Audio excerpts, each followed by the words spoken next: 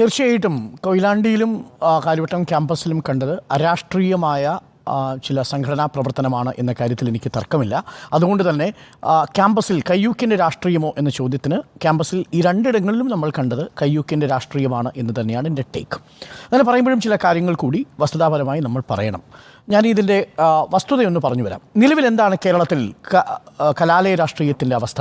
2003 ഒരു ഹൈക്കോടതി ഉത്തരവ് വരുന്നത്. കേരളത്തിലെ മാനേജ്മെൻറ്റുകൾക്ക് ക്യാമ്പസിൽ രാഷ്ട്രീയം നിരോധിക്കാനുള്ള ഒരു ഉത്തരവ് ഹൈക്കോടതി ഇടുന്നു. അതിനുശേഷം 6ഓളം വിധികൾ കേരള ഹൈക്കോടതിയുടെ ഭാഗത്തു നിന്നുണ്ടാവുന്നു.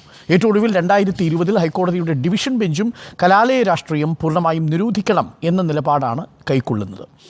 ഇവിടെ കേരള സംസ്ഥാന സർക്കാർ പ്രതിപക്ഷത്തിൻ്റെ സഹകരണത്തോടുകൂടി കലാലയ രാഷ്ട്രീയം നിരോധിച്ചതിനെതിരെ ഒരു നിയമനിർമ്മാണം നടത്തണം എന്നാവശ്യപ്പെടുന്നൊരു സാഹചര്യമുണ്ട്.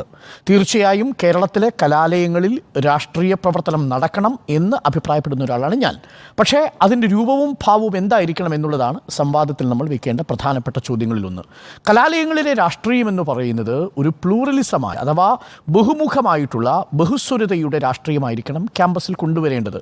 ഇപ്പോഴും എനിക്ക് മനസ്സിലാവാത്തൊരു കാര്യം, ഈ ക്യാമ്പസിൽ കൊടികൾ ഉയർത്തുന്നതിലൂടെ നിങ്ങൾ എന്താണ് യഥാർത്ഥത്തിൽ പറയാൻ ഉദ്ദേശിക്കുന്നത്? കൊടികൾ എപ്പോഴും നിൽക്കുന്നത് വിജയഭേരിയുടെ ലക്ഷണമായി, നിങ്ങൾ കീഴടക്കലിൻ്റെ ആധിപത്യത്തിൻ്റെ സ്വഭാവമുള്ള ചിഹ്നങ്ങളായിട്ടാണ് പലപ്പോഴും വരുന്നത്. അത് സാന്നിധ്യത്തിൻ്റെ അടയാളമായിട്ട് മാത്രമല്ല. കേരളത്തിലെ കലാലയങ്ങളിൽ ഏറ്റവും കൂടുതൽ സംഘർഷങ്ങളും പഠിപ്പുമുടക്കുകളും നടങ്ങിയിട്ടുള്ളത് എന്തിനാണെന്നറിയാമോ? ഈ കൊടികൾ വയ്ക്കുന്നതും കൊടികൾ മാറ്റുന്നതുമായിട്ടുള്ള തർക്കത്തിലാണ്. 3 ഘട്ടങ്ങളിലാണ് കേരളത്തിലെ കലാലയങ്ങളിൽ സംഘടന ഉണ്ടാവുന്നത്. പ്രധാനമായും അതിലൊന്ന് പുതിയ കുട്ടികൾ ക്യാമ്പസിലേക്ക് വരുമ്പോൾ, രണ്ടാമത്തെ ഘട്ടം എന്ന് പറയുന്നത് കലാലയ രാഷ്ട്രീയം തിരഞ്ഞെടുപ്പ് നടക്കുന്ന സമയത്ത്, മൂന്നാമത്തെ പ്രധാനപ്പെട്ട എന്ന് പറയുന്നത് ക്യാമ്പസിൽ നിന്ന് പഴയ കുട്ടികൾ പടിയിറങ്ങി പോകുമ്പോൾ, ഏറ്റവും കൂടുതൽ കോളേജ് ഡേ.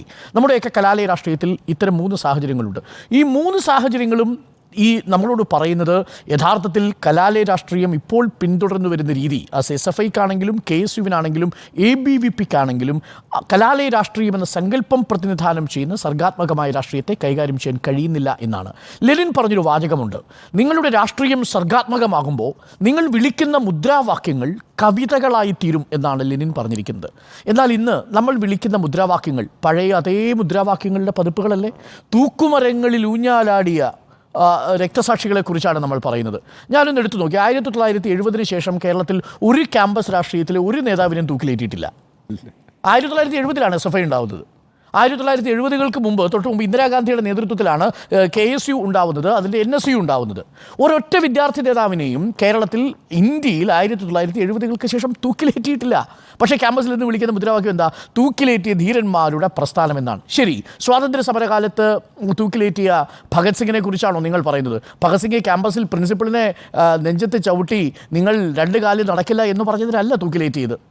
സുഭാഷ് ചന്ദ്രബോസിൻ്റെ കാര്യമാണോ ഉദ്ധരിക്കുന്നത്? സുഭാഷ് ചന്ദ്രബോസ് ഏതെങ്കിലും ഒരു ക്യാമ്പസിലെ ഇടിമുറിയിലേക്ക് ഒരു രാഷ്ട്രീയ പ്രവർത്തകരെ വിളിച്ചു കയറ്റിയിട്ട് നെഞ്ചത്ത് 2 ഇടി ഇടിച്ചതിനല്ല സുഭാഷ് ചന്ദ്രബോസിനെ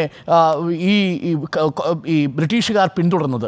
അപ്പോൾ യഥാർത്ഥത്തിൽ വിളിക്കുന്ന മുദ്രാവാക്യത്തിൻ്റെ പ്രസക്തി തന്നെ അവർക്ക് മനസ്സിലാവാതെ പോകുന്നു. ആ മുദ്രാവാക്യങ്ങൾ അങ്ങനെ വിളിക്കുക, വേണ്ടി വന്ന കാലും വെട്ടും കൈയും വെട്ടും, വേണ്ടി വന്നാൽ തലയും വെട്ടും എന്നാണ് മുദ്രാവാക്യം. ഒന്ന് ആലോചിച്ച് നോക്കി, ഇത് പൊതുസമൂഹത്തിൽ ഇറങ്ങി വിളിച്ചാൽ കൊലപാതക ആഹ്വാനത്തിന് കേസെടുത്ത് വിടേണ്ട കേസല്ലേ? സർഗാത്മകമായ മുദ്രാവാക്യങ്ങൾ വിടരേണ്ട ക്യാമ്പസുകളിൽ ഉയർന്നു കേൾക്കുന്ന മുദ്രാവാക്യങ്ങൾ തന്നെ ഹിംസാത്മകതയുടേതായി മാറുന്നു. ഇത് ഏതെങ്കിലും ഒരു പാർട്ടിയുടേതല്ല കേട്ടോ, KSUവിൻ്റെയും SFIയുടെയും ABVPയുടേതുമാണ്. കണക്കുകൾ നമ്മളോട് പറയുന്നത് ആ സംഘർഷത്തിൽ തുടക്കകാലത്ത് പിന്നീടും SFI പ്രവർത്തകരുടെ രക്തസാക്ഷിത്വത്തിൻ്റെ കണക്ക് നമ്മുടെ മുന്നിലുണ്ട്, നിഷേധിക്കാനാവാത്തതാണ്. ഇന്ത്യ ഒന്നാകെ വിവിധ പ്രദേശങ്ങളിൽ, കേരളത്തിൻ്റെ ക്യാമ്പസ് രാഷ്ട്രീയം പോലല്ല, കേരളത്തിന് പുറത്ത് ക്യാമ്പസിൽ പ്രവർത്തിക്കുമ്പോൾ ജാതി രാഷ്ട്രീയത്തെ നേരിടണം, മാനേജ്മെൻറ്റിനെ നേരിടണം, വർഗരാഷ്ട്രീയത്തിൻ്റെ ഭാഗമായി നിൽക്കുന്ന ഫ്യൂഡൽ പ്രഭുക്കന്മാരെ നേരിടണം. അങ്ങനെയൊക്കെയാണ് കേരളത്തിന് പുറത്ത് SFI പ്രസ്ഥാനം 140ഓളം രക്തസാക്ഷികളെ സൃഷ്ടിച്ചിരിക്കുന്നത്. കേരളത്തിനുള്ളിലും രക്തസാക്ഷികളെ SFI സൃഷ്ടിച്ചിട്ടുണ്ട്, അഥവാ SFIക്ക് അവരുടെ നേതാക്കളെ നഷ്ടപ്പെട്ടിട്ടുണ്ട്. അഷറഫിൽ തുടങ്ങുന്ന വലിയൊരു പരമ്പര തന്നെയുണ്ട്. സീതാലി അടക്കം, ഈ ധീരജ് അടക്കം നിൽക്കുന്ന ഒരുപാട് രക്തസാക്ഷികളുണ്ട്. 35ഓളം രക്തസാക്ഷികൾ SFIക്ക് മാത്രമായിട്ടുണ്ട്. ശരിയാണ്, KSUവിൻ്റെയും ABVPയുടെയും ആക്രമണത്തിന് വിധേയരായവരാണ്. മറ്റേതെങ്കിലും സംഘടനകളിൽപ്പെട്ടവർ, പ്രത്യേകിച്ച് KSUവിൻ്റെ സംഘടനകളിൽപ്പെട്ടവർ SFIയുടെ പ്രവർത്തകരാൽ കൊല്ലപ്പെട്ടതിൻ്റെ കണക്ക് തരാൻ വലിയ സംവാദങ്ങൾ നടന്നിരുന്നു, വിളിച്ചിരുന്നു. അങ്ങനെ ഏതെങ്കിലും ഒരു കണക്ക് നിങ്ങൾക്കുണ്ടോ? ഇന്ന് KSUവിൻ്റെ വെബ്സൈറ്റിൽ പോലും അവരുടെ രക്തസാക്ഷികളുടെ എണ്ണം അതിൽ കൊടുത്തിട്ടില്ല. പക്ഷേ രക്തസാക്ഷികളുടെ എണ്ണം ആ പ്രസ്ഥാനത്തിൻ്റെ നിലനിൽപ്പിനെ സാധൂകരിക്കുന്നതല്ല. അതാണ് എൻ്റെ ടേക്ക്. എന്തുകൊണ്ടെന്നാൽ SFIയും KSUയും ABVPയും ഈ ക്യാമ്പസിൽ നിൽക്കണം എന്നതാണ് എൻ്റെ നിലപാടെന്ന് ഞാൻ തുടക്കത്തിലേ പറഞ്ഞു. അതുകൊണ്ട് ഹൈക്കോടതിയുടെ ഡിവിഷൻ ബെഞ്ച് ഉത്തരവിനെതിരെ സർക്കാരും പ്രതിപക്ഷവും ചേർന്നുണ്ടാക്കിയിരിക്കുന്ന ക്യാമ്പസിൽ രാഷ്ട്രീയം തിരികെ കൊണ്ടുവരാനുള്ള നിയമനിർമ്മാണത്തിന് അനുകൂലിക്കുന്ന ഒരാളാണ് ഞാൻ. കാരണം ക്യാമ്പസിൽ നിന്ന് പൂർണ്ണമായും രാഷ്ട്രീയം ഇല്ലാതെയാകുന്നതോടുകൂടി അരാഷ്ട്രീയവൽക്കരിക്കപ്പെടുന്ന ക്യാമ്പസിൽ അവിടെ സാന്നിധ്യമാകാൻ ശേഷിയുള്ളത് സ്വാഭാവികമായും ജാതി രാഷ്ട്രീയത്തിൻ്റെ, ലഹരി മാഫിയ സംഘങ്ങളുടെ, ഒപ്പം കരിയറിസ്റ്റുകളായ ഒരു വിഭാഗം വിദ്യാർത്ഥികളുടെ മാഫിയ സംഘത്തിൻ്റെ, ഒപ്പം നീറ്റ് പരീക്ഷയിൽ ചോർച്ച പേപ്പർക്ക് വേണ്ടി അന്വേഷിക്കുന്ന വിദ്യാർത്ഥികളുടെ ഒക്കെ സംഘമായിരിക്കുമെന്ന കാര്യത്തിൽ സംശയമില്ല. പക്ഷേ അതിനെ മറികടക്കാൻ വേണ്ടി നമ്മൾ കൊണ്ടുവരുന്ന രാഷ്ട്രീയം സെൽഫ് ഡിസ്ട്രക്റ്റീവ് ആവരുത്, അഥവാ ആത്മാഹുതി നടത്തരുത് എന്നതാണ് എനിക്ക് പറയാനുള്ളത്. ഇനി ഈ സംഭവത്തിലേക്ക് വരൂ. എന്താണ് സംഭവിച്ചത് ഗുരുദേവ് കോളേജിൽ അഡ്മിഷൻ നടക്കുന്നു. അഡ്മിഷൻ അല്ല, 4th ഇയർ കോഴ്സിൻ്റെ 4 വർഷം നീണ്ടു നിൽക്കുന്ന degree course 4 year under graduate പ്രോഗ്രാമിൻ്റെ ഉദ്ഘാടന ദിവസം ആ ക്യാമ്പസിലേക്ക് എത്തുന്ന പുതിയ വിദ്യാർത്ഥികൾക്ക് ഹെൽപ്പ് ഡെസ്ക് കൊടുക്കുകയാണ് SFI. ഞാൻ മനസ്സിലാക്കിയെടുത്തോളം ഈ ഗുരുദേവ് ക്യാമ്പസിൽ SFI മാത്രമേ ഉള്ളൂ. പക്ഷേ ഏറെ കൗതുകകരമായ കാര്യം, അത് പ്രവർത്തിക്കുന്നത് SN ട്രസ്റ്റിൻ്റെ കീഴിലാണ്. SN ട്രസ്റ്റ് 2003 വിധിയെ തുടർന്ന് 2014 SN ട്രസ്റ്റിൻ്റെ കീഴിലുള്ള എല്ലാ കോളേജുകളിലും ഈ കലാലയ രാഷ്ട്രീയം ബാൻ ചെയ്തിട്ടുണ്ട്. പക്ഷേ ഗുരുദേവ് അടക്കമുള്ള കോളേജുകളിൽ SFI പ്രവർത്തിക്കുന്നുണ്ട്. മറ്റു സംഘടനകൾ ശക്തമല്ല ഗുരുദേവിൻ്റെ കോളേജിൽ സംഭവിക്കുന്നത്. ഇനി അവിടെ സംഭവിച്ചതിനെക്കുറിച്ച് 2 വേർഷനുണ്ട്, അത് നേരത്തെ അവതരിപ്പിച്ചു കഴിഞ്ഞു. പക്ഷേ പ്രസക്തമായ ചോദ്യം, SFIയുടെ ഹെൽപ്പ് ഡെസ്ക് ഈ വളരെ ചെറിയ കോളേജാണ്, ഒരു സെൽഫ് ഫിനാൻസിങ് കോളേജാണ്. ഗുരുദേവ് പോലൊരു കോളേജിൽ എന്തിനാണ്? ആകെ ഒരു 100-120 വിദ്യാർത്ഥികളാണ് അവിടേക്ക് വരിക. അവർ വിവിധ ഡിപ്പാർട്ട്മെൻറ്റുകൾ എവിടെയാണ് എന്ന് അവിടെ കണ്ടെത്തി പോവുക എന്നതിനും അപ്പുറം ക്ലാസ് മുറി എവിടെയാണ് നിങ്ങൾ പോയി ഇരിക്കേണ്ടത് എന്ന് കാണിച്ചു കൊടുക്കുക, അല്ലെങ്കിൽ ഓഡിറ്റോറിയം ഇവിടെയാണ് എന്ന് കാണിച്ചു കൊടുക്കുക, അല്ലെങ്കിൽ ഓഫീസ് ഇവിടെയാണെന്ന് കാണിച്ചു കൊടുക്കുക. ഇത് 3 വിദ്യാർത്ഥികളിൽ നിന്ന് ചെയ്താൽ കഴിയുന്ന കാര്യമാണ്. ഇനി അങ്ങനൊരു സേവനം മാനേജ്മെൻറ്റിന് ആവശ്യമില്ല. സെൽഫ് ഫിനാൻസിങ് ക്യാമ്പസാണ്. അതുകൊണ്ട് പ്രിൻസിപ്പൽ പറയുന്നു, ഞങ്ങൾ അത് ചെയ്തു കൊള്ളാം, നിങ്ങളുടെ സഹായം വേണ്ട എന്ന് പറഞ്ഞാൽ അവിടെ മറ്റ് ടേക്കുകളൊന്നും SFI പ്രസ്ഥാനത്തിനില്ല. അത് മാനേജ്മെൻറ്റ് പറയുന്നത് കേൾക്കുക എന്നല്ലാതെ വേറെ എന്താ അവിടെ ചെയ്യാൻ കഴിയുന്നത്? സെൽഫ് ഫിനാൻസിങ് കോളേജാണ്.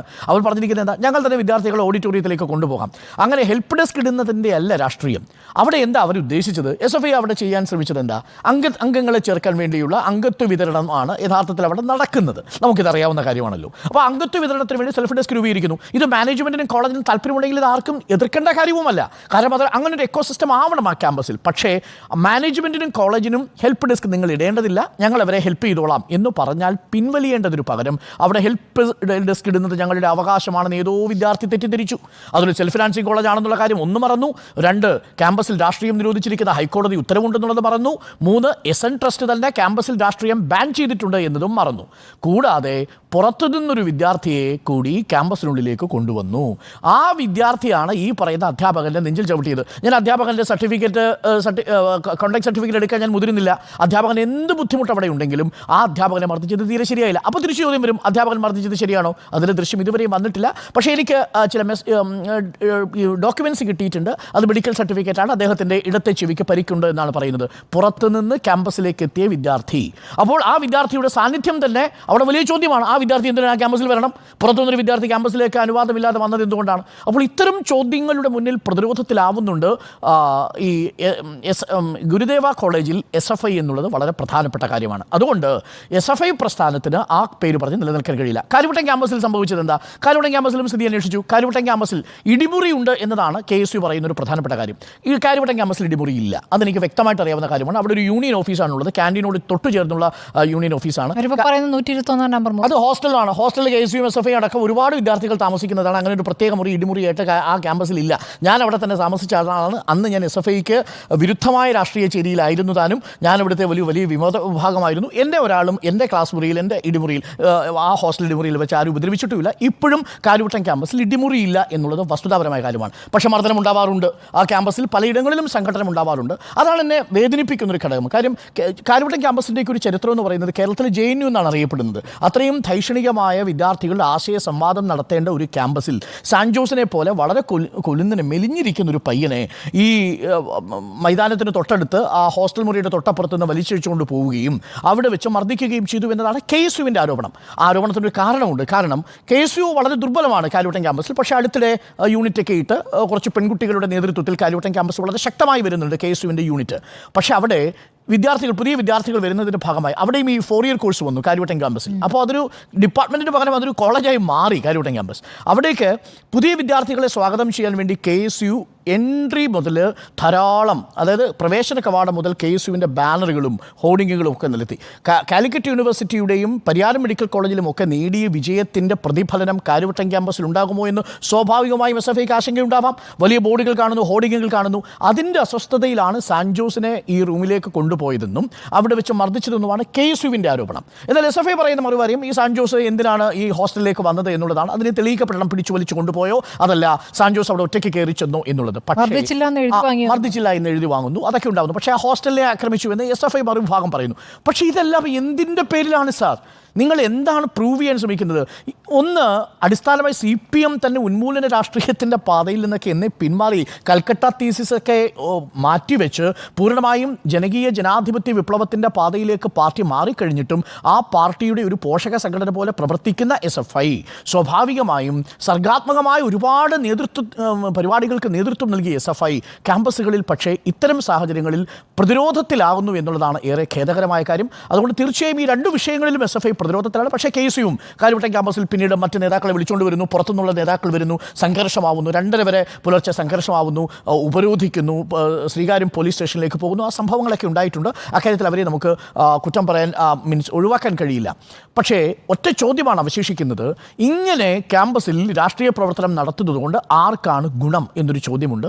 ആ ഗുണം സ്വാഭാവികമായും പ്രത്യേകിച്ചൊരു പൊതുമേഖലാ കോളേജിൻ്റെ അല്ലെങ്കിൽ സർവകലാശാലയുടെ പശ്ചാത്തലത്തിലാണെങ്കിൽ സ്വകാര്യ കോളേജുകൾക്കായിരിക്കും അത് ഗുണകരമായി തീരുക. അവിടെ വിദ്യാർത്ഥികൾ വരുന്നു, അവർ പഠിക്കുന്നു, കരിയറിസ്റ്റുകളായിട്ട് വിദ്യാർത്ഥികൾ പുറത്തിറങ്ങുന്നു. അത് അപകടകരമാണ്. അതിനെ കൂടുതൽ സർഗാത്മകമാക്കി മാറ്റാൻ വിദ്യാർത്ഥികൾ ശ്രമിക്കണം എന്നത് തന്നെയാണ് എൻ്റെ ടേക്ക്. വിക്ടോറിയ കോളേജിലടക്കം അധ്യാപികയ്ക്ക് കുഴിമാടമൊരുക്കി ഇതിൻ്റെ പേരിൽ പ്രതിസ്ഥാനത്ത് നിന്നു. അന്നതിനെ ഇൻസ്റ്റലേഷൻ എന്ന പേരിലാണ് വിശേഷിപ്പിച്ചത് അന്ന് MA ബേബി. ഞാൻ ആ സമയത്ത് ആ കോളേജിൽ പഠിപ്പിക്കുന്നുണ്ട്. ആ കോളേജിൽ എനിക്കറിയാം അന്ന് എന്താണ് നടന്നത്. അൺവാണ്ടഡ് ആയ ഒരു ഇൻസ്റ്റലേഷൻ ആയിരുന്നു അത് എന്ന കാര്യത്തിൽ യാതൊരു സംശയവുമില്ല. പിന്നീട് ഇന്ന് വരെയും അതിൻ്റെ ഇരവാദം യഥാർത്ഥത്തിൽ ആ പ്രിൻസിപ്പിളുമായി ബന്ധപ്പെട്ട മറ്റു ചില വിവാദങ്ങൾ ഉണ്ടായിരുന്നതൊക്കെ ഇൻസ്റ്റലേഷൻ വന്നതോടുകൂടി ന്യായീകരിക്കപ്പെട്ടു എന്നുള്ളതാണ് വസ്തുത. അപ്പോൾ അത്തരം സ്വയം പ്രതിരോധത്തിലാവുന്ന സെൽഫ് ഗോൾ അടിക്കുന്ന ഒരു രീതി SFI പല ക്യാമ്പസിലും തുടരുന്നുണ്ട്. ഈ 2 ക്യാമ്പസുകളിലും അത് സംഭവിച്ചിട്ടുണ്ട് എന്നതാണ് എൻ്റെ ടേക്ക്. അതുകൊണ്ട് ക്യാമ്പസിൽ കയ്യൂക്കിൻ്റെ രാഷ്ട്രീയമോ എന്ന ചോദ്യത്തിന് യെസ് എന്നാണ് എൻ്റെ മറുപടി.